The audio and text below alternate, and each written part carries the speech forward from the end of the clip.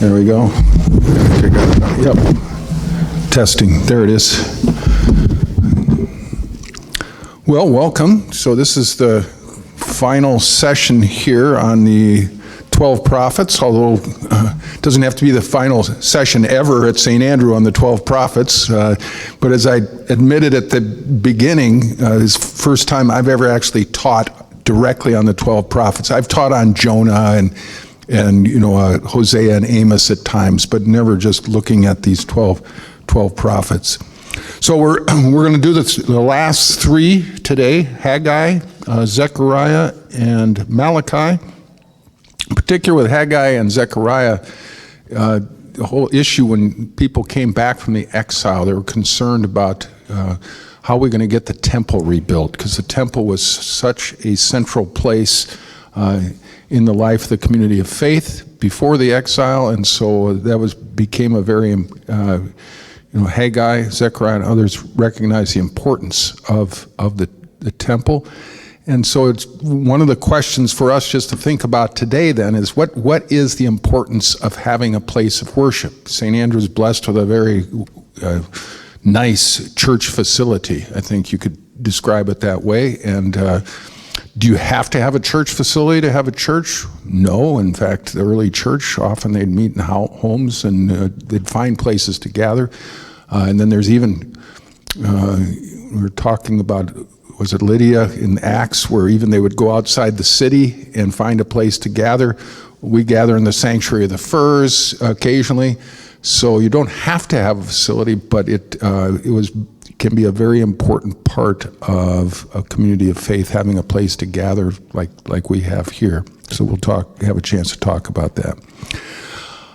There are up here, before you leave today, if you missed any of the previous two sessions, there are copies available of the handouts for those previous sessions.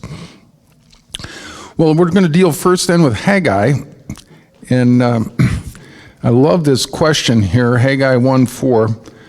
Is it time for you yourselves to live in your paneled houses while this house lies in ruins? So the temple's in ruins, and basically, you guys got nice houses to live in. What about, God's house, the temple? Are you going to do anything about it?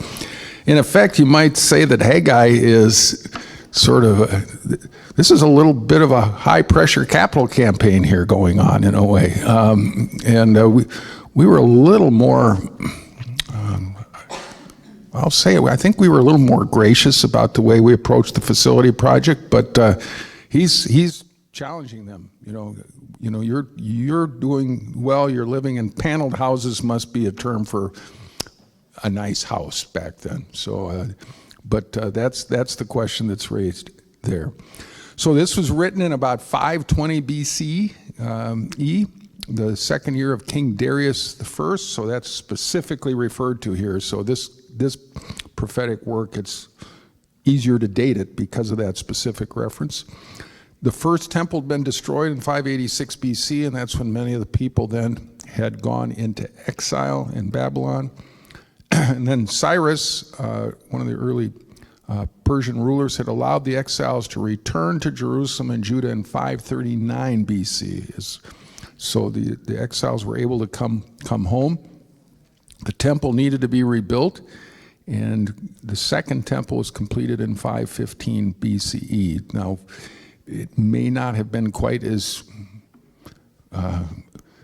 like the first temple, but they would have tried to do what they could. But obviously, they've been dealing with same kind of issues when we want to build facilities as the resources. You need people resources, and you need just be able to afford whatever materials are needed to do the project.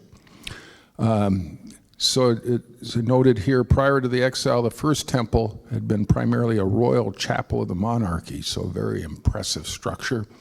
The second temple became a center of social and economic activity. So a little different focus in those two settings.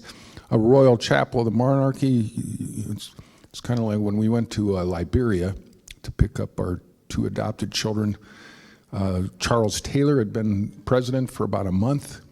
The first thing Charles Taylor does in a country that's just been devastated by civil war, infrastructure completely broken down as he built this unbelievable kind of palace for himself to live. You know, we didn't call it a palace, but that's what he did. But it was a sign of power, and so that the temple was, you know, a royal chapel, as it says, of the monarchy. So the Wailing Wall is part of this second temple? You know, I haven't been. Has anybody been there? I'm not disagreeing with you. I can't confirm that, I guess. Yeah. That's accurate. Yeah. Left. Yeah. All right. So the prophet, the truths shared here. The prophet Haggai had an important role in persuading the community to rebuild the temple. So I was alluding to it, but in effect, he was, you know, a capital campaign chairperson there to get this. But you know, an important role. And what I want to lift up here is notice as we've gone through these prophets, there's similarities amongst these prophets, but the prophets, their prophecies and the prophets, there's some differences according to the specific role or task that they are speaking to. And I think that's important to recognize. And it's why we need a variety of prophets in our own time, people that speak up, because we have different situations that we find ourselves in, and we need different people to raise their voices. If you look in 1, 9, and 10, key point is how they tied in the well-being of the community with the rebuilding of the temple. It's almost like this was, and you mentioned it was a center of social and economic activity, but the well-being of the community is connected. So, for example, verses 9 and 10 read, "You have looked for much, and lo, it came to little. And when you brought it home, I blew it away. Why, says the Lord of hosts? Because my house lies in ruins, while all you hurry off to your own houses. Therefore the heavens above you have withheld the dew, and the earth has withheld its produce." So the prophet here is really making a case, sharing the word of the Lord is that the well-being of the community is connected with the rebuilding of this temple. Just thinking back to when we decided to go ahead with, we're sitting in the fruits of the major campaign we had. We had several campaigns to build this whole end. So everything, the sanctuary, for those of you who are relatively new, the sanctuary was built in 1988. Where we are now, half of this would have been the old sanctuary. That's where it was located. So half, and we basically doubled the size of that old sanctuary and ended up with a fellowship hall like this. But there a lot of work went into it. I think the facility team worked for 10 years total, just in coming up with plans. I was here for about 5 of those years, so that work had begun long before I got here. And I remember reaching a point where we were trying to decide whether to go ahead or not go ahead. And I was finally reached a point where I said, I know how to lead if we're not going to do this project. I said, we'll just put in an elevator and live with what we've got. That was one way to do it.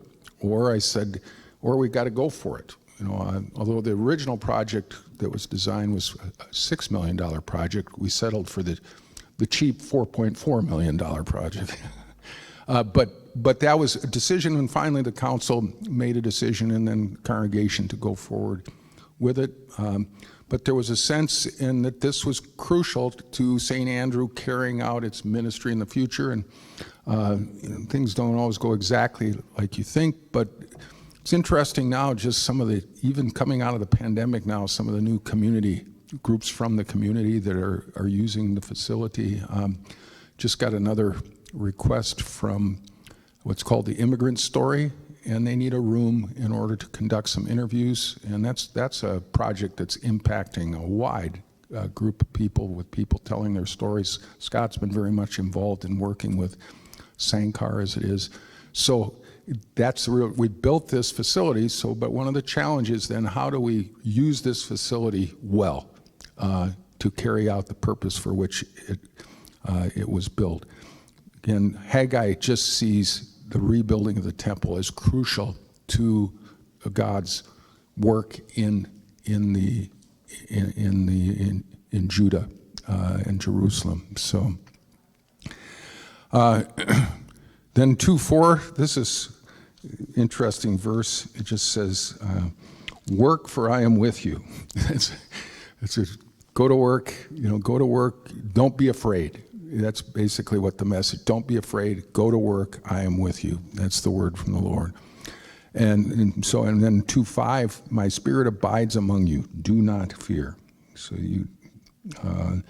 that's the encouragement. No matter what the Lord does to the people, what we find out, they do not always return to the Lord. So 2:17 makes that point. Some significance for us today then, our church buildings occupy a significant place in our faith. We need to ponder what that place is to be. What is the role of the church building? There's a little song where you say, the church is not a building, or the church is the people. I've done that children's sermon a time or two over the years, which is true. But then what is the point of the church building and the church facility? What role does it play? And I would say not for others, but also in our own lives too. What is the significance of having a place to gather for worship?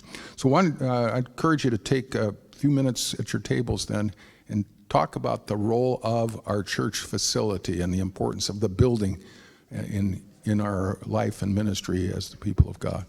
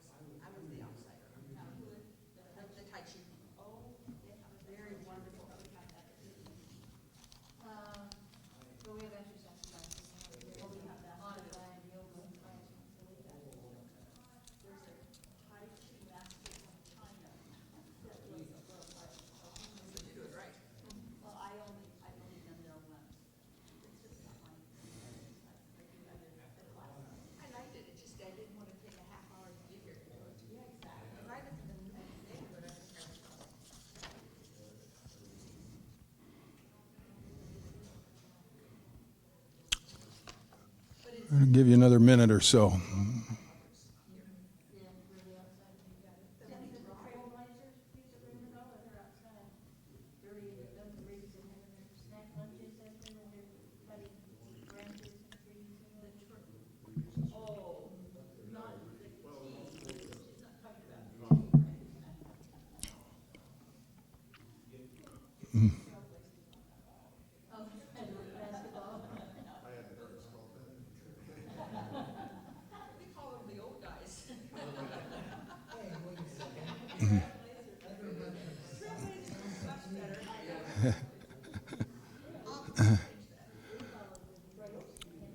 All right, the Lord be with you.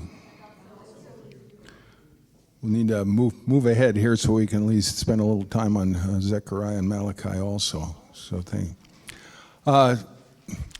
Zechariah is the next to the last book in the version of the Old Testament that we follow. And Zechariah is a little longer prophetic book, and it's different because of this series of visions that you find in chapters 1 through 8. But the dynamic here, and this lifts it up in Zechariah 1:3, is this notion of returning to God and God returning to the people, coming together again, turning back toward one another. One way of looking at the history of the people of God is they're faithful, and then they'll go astray, and then God will raise up another prophet to call them back, to return to God, and God turning. But there's this sense in which God's turning to the people and people returning to God. And even we tend to, in our Lutheran tradition, teach that God takes the initiative, God's grace, and then we respond to that. And that's certainly part of our tradition. But you also see where there's a sense in which people can turn to God, and then here it sounds, it's almost like a mutual returning or turning back toward one another. And that's also certainly can find that in Zechariah, but in other places too in Scripture. So there's commentators tend to divide Zechariah into two parts. The first part, chapters 1 through 8, that are prompted by the temple's anticipated completion and rededication in 515 BC. And so then there's this series of visions, and I think the easiest, just tell you, if you're interested, it would be to read through them. I would just encourage you to read through them, but they relate to various aspects of, rebuilding really the life of the community, the life and ministry of the community in that time and place. Then second Zechariah, chapters 9 through 14, the thought is that this was written later, and the thought is that maybe connected with the mid-5th century BCE, so not 100 years later, but at least over 50 years later, where the Greco-Persian Wars were going on. And Zechariah, again, they're trying to date this the best they can, followed the revolt of the Egyptian satraps in 450 BCE. The key point, though, here still through all of this is the centrality of the temple unifies the book of Zechariah too. So Haggai, Zechariah, obviously the temple and the rebuilding of the temple was important. And then once it was done, it also then inspired these visions that we read about in Zechariah. There's some other just verses that are well known to come out of Zechariah. So this verse 4:14, let me read that for you. It says, "Then he said, there are the two anointed ones who stand by the Lord of the whole earth." So a strong affirmation of the Lord being the God they worship. The God that's worshiped in the temple is the God of the whole earth, not just of that temple, but the God of the whole earth. And then also you have in chapters 7 through 8, that's a universal vision of humankind, emerges with Jerusalem at the center of the vision. So yes, this is the God of the whole earth, but the temple, Jerusalem's the center. And the Hebrew word is chutzpah. You got to have a lot of chutzpah to believe that your city is at the center of the whole earth. But that's that's the confidence they have, that the God that's their God is the God of the whole earth. And so in chapters 7 and 8 make that case. And then chapters 9 through 14, it's affirmation that the future depends on the action of God. So the confidence, this God is the God that we worship, is the one the future depends on. The community is exhorted to rejoice, to worship, we would say. Sing praise to God. And there's expectation of a future royal figure in the line of David. So this is a text that we read on Palm Sunday. Let me just read that for you. So that's, if nothing else, Zechariah would be a key prophetic book just because of this. It says, "Rejoice greatly, O daughter Zion. Shout aloud, O daughter Jerusalem. Lo, your king comes to you, triumphant and victorious is he, humble and riding on a donkey, on a colt, the foal of a donkey." We won't spend time today talking about how Matthew and Mark, the two gospel readers, interpret that differently. One of them has Jesus riding in to Jerusalem on two animals, and one of them has Jesus riding in on one animal. Just one of those, if you want the Bible to be literal, passages like that make it difficult to interpret literally. And in a sense, I think it's kind of just funny is what it is. It's funny, but this is the verse that inspired was so much a part of our Palm Sunday observance or celebration that we have. And then this final comment too, chapters 9 through 14, when you read through this and you see the kind of challenges that they were facing, rebuilding the temple wasn't just going to fix everything. And so the path to the future is fraught with conflict, suffering, and death. In that sense, we should be able to relate to the people of God of that time, because here we're looking at the future and some things get resolved, but when you look to the future, conflict is so much a part of our own time, and so we have to deal with suffering, death, conflict. We've been dealing with this in a big way especially in the last couple of years, but this seems to be part of what it means to be human, is to deal with these kinds of conflict, suffering, death. It's part of our lives, and so the confidence that's expressed by the prophets is that God, the God who created the heavens and the earth, is present with us, and so we can either live in utter fear of the future, or we can move toward the future with the confidence that we're not alone, that God is with us through all of that. And then also that we can be with one another. And in our time, too, we're having to learn the importance of our connections with other creatures, too, so to realize how important those relationships are. Excuse me. Significance for today, then, it's God's intent to unite all humankind. God is sovereign over the whole earth. It comes through here in Zechariah. And then also the sense when God returns, it brings about moral transformation and helps refocus the people of God.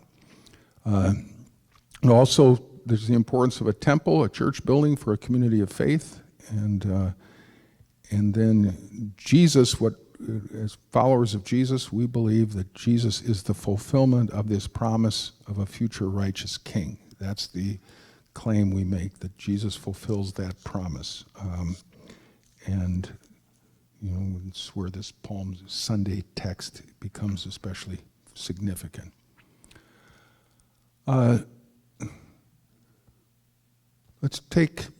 got about a few minutes. I think the thing to focus on here would be, I'd actually lift up a little different kind of question for you, but what things as best you can share, or you can just be honest about maybe how do you become aware of the presence of God?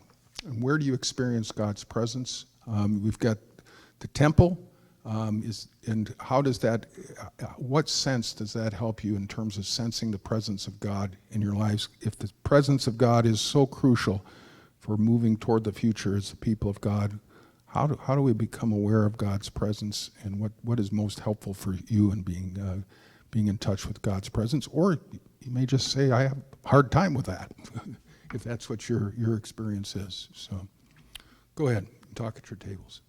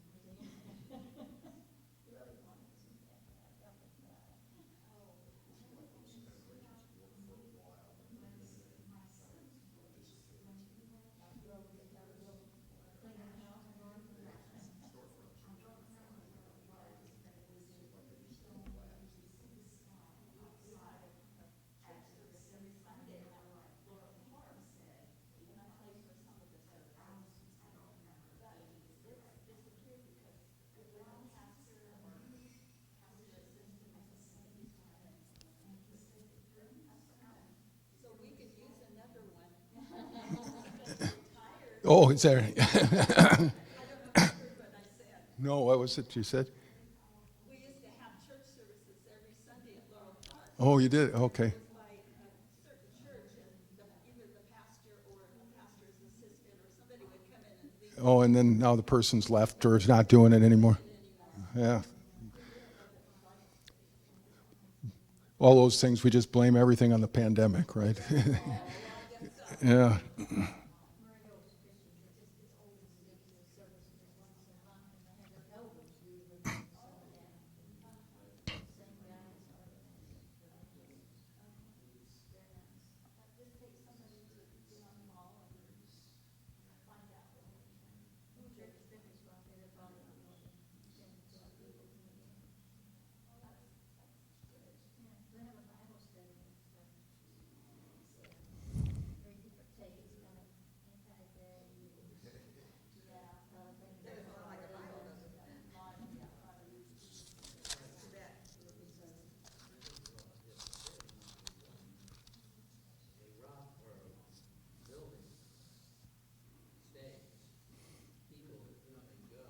Give you another minute or so.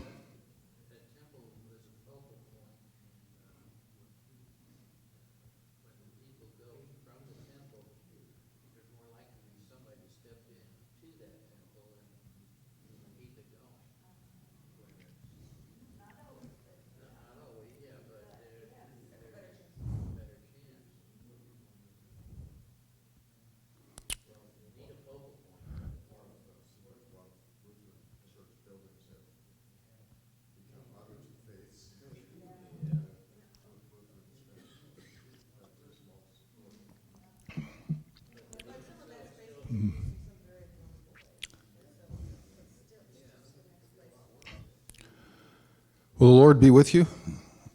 I'm going to interrupt. Good to hear conversation going at both tables, but we're going to want to finish out now with Malachi. Obviously, we're not doing justice to each of these books, but in this case, I think it's better to do some justice to them and be introduced to them, and then, of course, we can study them in more detail. So with Malachi, the theme verse there, ever since the days of your ancestors, you have turned aside from my statutes and have not kept them. Return to me, and I will return to you, says the Lord. But you say, how shall we return? This is really interesting because there's some back and forth in this prophetic book where the people, in a sense, are, I use the term argumentative style, but they're going back and forth. It's God and the people are working this. You get the sense of working this out and not necessarily agreeing completely with each other. So they've got to have a reckoning with each other.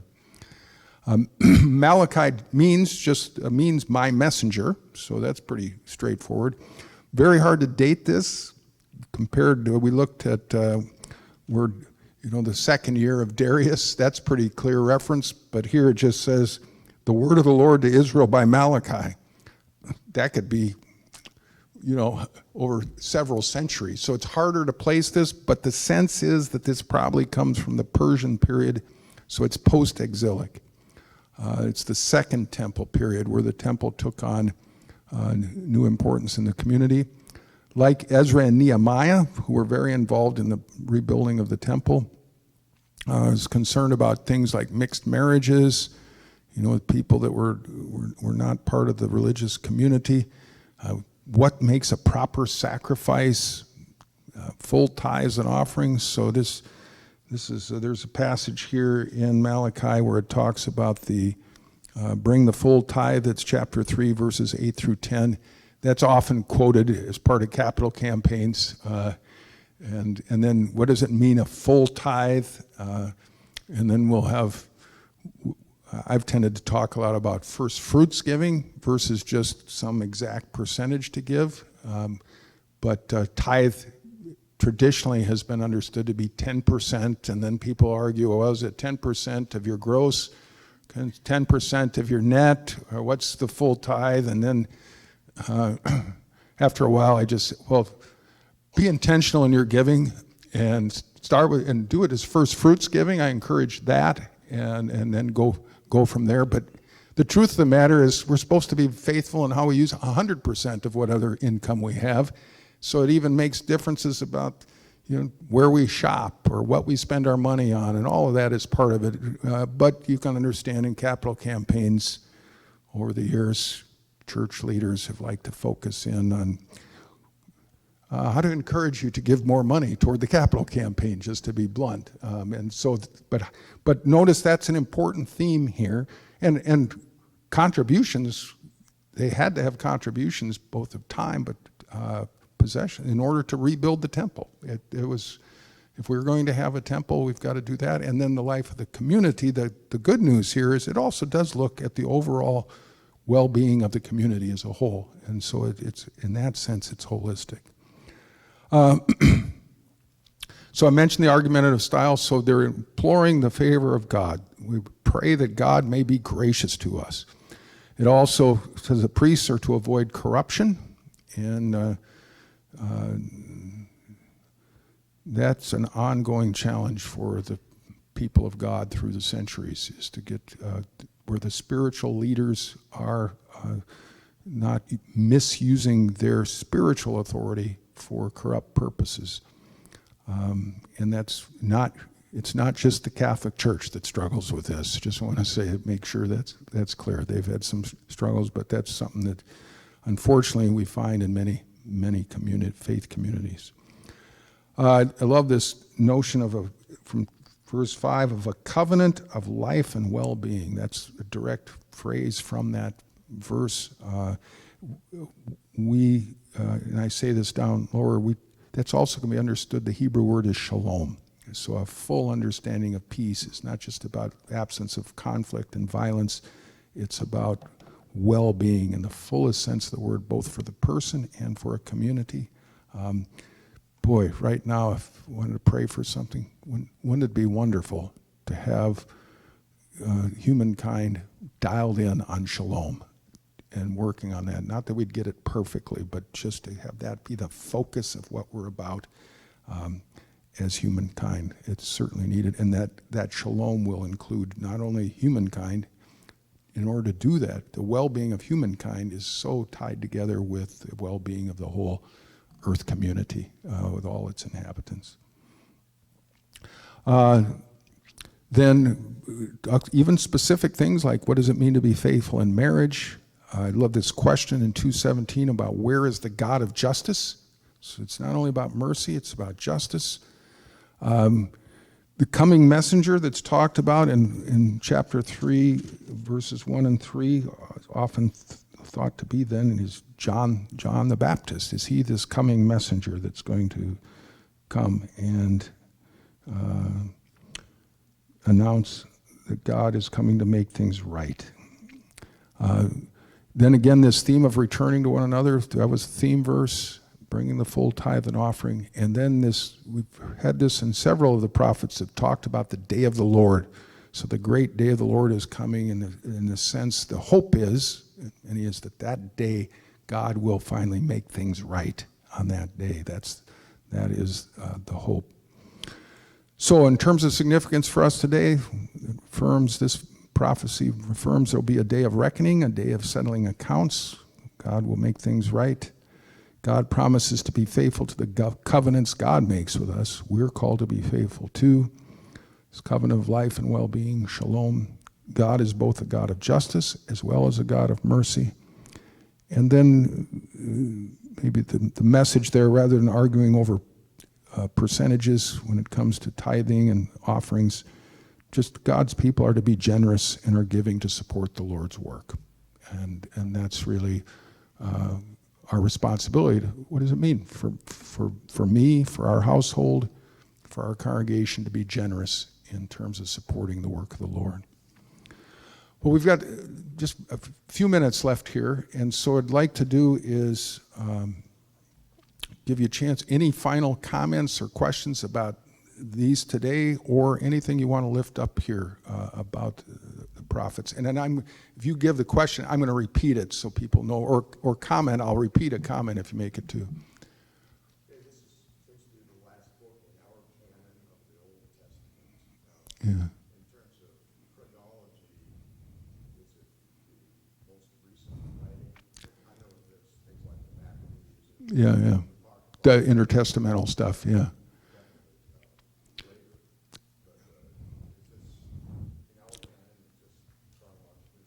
It's in likelihood, I think that's why it's included here, and that's why I said and again, these are people making their best judgments. Though the question was, is this the final, chronologically, is this like the final book in our canon of what we call the Old Testament? And so if this comes from the Persian period, and it looks like it seems like it comes a little later, then it's not just right when the exile's over and the temple's rebuilt, but it seems like it's from later. So I think that's the sense, is that it is chronologically even maybe the last book. But I say that with some not trepidation, just it's hard sometimes, and especially when you don't have a clear statement at the beginning of this book like you do in Haggai and that. Janet. So when we see references in these books and think it might be Jesus, it might be John the Baptist, I think it's important to note that it would be a mistake to think that the Jews missed the boat and that they're somehow wrong or bad because they didn't see what we see. So the whole question, tendency may be to say, well, if they don't see Jesus here where we see Jesus, or they don't see John the Baptist where we see John the Baptist, that means the Jews missed the boat. No, we're interpreting there. You know, when we even see Jesus in this, it doesn't say Jesus right there. It does it directly, and so that's the way we've interpreted. And I think there's been a movement away from. I'll just mention, there's a guy named H. Richard Niebuhr who liked to talk about the confessional method, he called it. Big word for it. But he said, let's just focus on what we believe, what we see, what this means to us, and not worry so much then about saying that the others that don't see it my way are wrong. But just share how we see it, and what it means to us as we read Scripture, and focus on that. And then those that don't see that will confess the way they see life and God and so on. But he called that the confessional method. And I found that when I came across that back in, I think I was in seminary at the time when I read it for the first time, I just found that helpful. Like, why do we have to say, well, this is what I believe? Just say what you believe, and do that and let it be. I would say, actually, show a little more trust and let the Spirit work with those who see it this way and that way, and let the Spirit do its work in how we look at things. Fran. I don't understand why Esau gets such a bad rap. Says God loves Jacob, but hates Esau, and they just demolish their buildings. And wasn't he the one who got cheated by Jacob? Wasn't he the underdog? That's the wrong story. No, she's wondering if Esau's getting a bad rap. And it seems like Jacob's the cheater. Why does Jacob get the goods, so to speak, from that? And maybe what that shows is God doesn't always fit, apparently, in our patterns of fairness. Why does Esau get the bad rap? Now, Esau, the story is he wants a bowl of porridge, and so they kind of trick him into, giving up his birthright. But it's not the only story like that. Jonah thought Nineveh was getting too good a rap. So we get these stories that don't quite fit into what we think of as fair, and yet clearly Malachi is saying this is a God of justice we're dealing with. So what does justice mean? And there are people in the story that do seem to get, a bad rap along the way. But there's some people that maybe should get the bad rap, but they have a place in the story, like Pontius Pilate. Yeah, you can get upset with it, but the guy was playing a particular role in that. So I'm not trying to justify bad guys exactly, but sometimes people's role, maybe I'll put it a little more constructive way. I think there's times where each of us along the way may be called to do something where we're not absolutely clear we're doing the right thing. It's not absolutely clear what the right thing is, and yet we need somebody to do that and see what happens. And if you're going to approach life like that, that's where I think our Lutheran emphasis on grace is really helpful. So the idea is I can dare to make a decision and do something, take a risk and do it, knowing that God's still going to love me, even if I end up going a direction that finally has looked like that wasn't the right direction to go, if that comes out. But we're willing to, I think that's part of what Luther was getting at when he said sin boldly. He wasn't just saying go ahead and sin, but he's saying don't be afraid to be the people of God and take some risks and do some things and know that as you do all that, God's still going to love you. I see that coming through in all these prophets. If there's a common thread here, and I also see it in the Psalms, is they believe that God is present, and even when they were going through really tough times, they would still turn to God. They were not afraid to talk to God. And here in Malachi, the people are even arguing with God, or even Jonah. Jonah, I know it's a story, but it's classic, where Jonah really wants Nineveh just to get pulverized, and Nineveh doesn't get pulverized, and Jonah still goes and pouts and argues with God about that. But I think in an interesting way, that shows Jonah's faith in God, and Jonah wasn't afraid to take God to task, so to speak, on that, and then in doing that, though, reveals something essential about who God is: gracious and merciful, slow to anger, and abounding in steadfast love. So, Esau may get a bad rap at times, but it's part of the story. Why does God go with Jacob? Well, why not go with Esau? Well, God went with Jacob, and some things we just never completely understand. All right, Sue, last comment. To sum it up, God says that he does not test goodness, but he does test obedience. And I was remembering Hyler's sermon from last week. It's not obedience in the sense of following the letter of the law or anything perfectly in the Bible, but it's about, loving God, loving one another, and doing what God tells you to do, and not being afraid to do it. It's usually when God tells you to do something, it really is quite wrapped up in what you already love to do. So don't stay away. So another way to look at that is to be obedient, but also to be faithful. What does it mean to be faithful and trust in God? And that's what, and not be afraid then to do what we believe as best we can discern, what we believe God is calling us to do, and not be afraid to speak the truth. These are my subtitle, Voices of Truth in Troubled Times. These prophets were people who were not afraid to speak the truth as best they believed God was sharing that truth with them. All right, let's end on that. Thank you for being part of this. Go in peace, serve the Lord.